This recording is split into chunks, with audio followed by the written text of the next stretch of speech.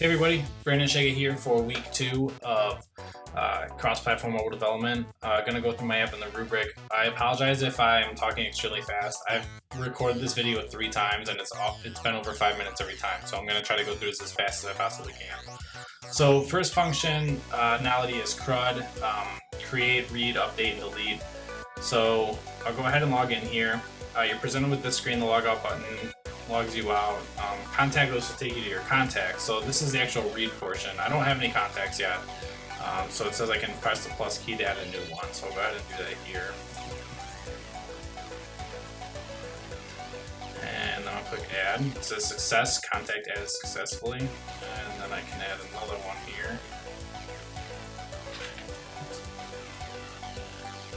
Alright, so if I refresh my database here, you can see I have 2 contacts with their phone numbers, and they're both assigned to me, which means that only I can see them. So that's the C part. Then the R part is the read, which is this list right here. And then also I have a detailed page, which lets you kind of view the contact better up. And that brings us to the U, which is update. So I can go ahead and I can edit this contact, fills in these text fields. I can change the name. I click update, it says success, contact updated successfully. Changes in this screen right here, and it also changes in my list. And it also changes in the database. So there's John is in there now. And last but not least, that brings us to delete. If you slide from right to left on any contact, you can click the delete key. It deletes from my database, it deletes from the list, and it's pretty much gone forever. I can log out, log back in. And they're still gone. So I'm going to skip over network detection because I have to unplug my internet and it tends to break things. So I'll go to data validation. So I have a couple different types of data validation. First one is that I have set types on the object. So name can only be a string, phone can only be a number. If you try to add something that's not one of those within the app, the app will crash basically and says that it's not the right format.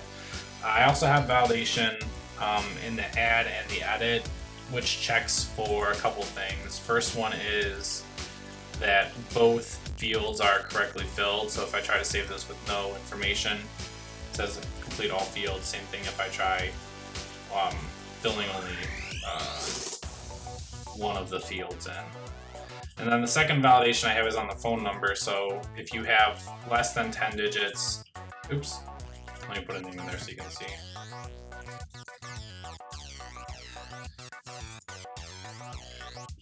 Can't type. If you have less than 10 digits, or if you have more than 10 digits, it will tell you that the phone number must be at least, or only 10 digits.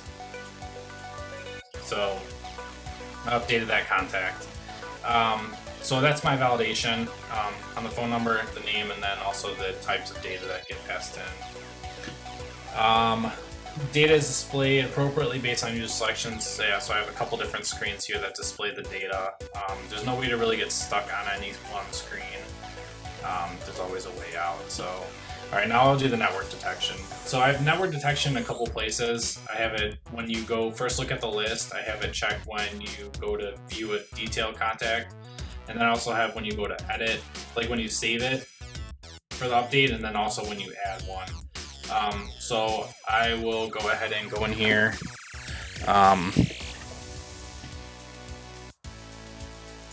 And disconnect my internet from my computer.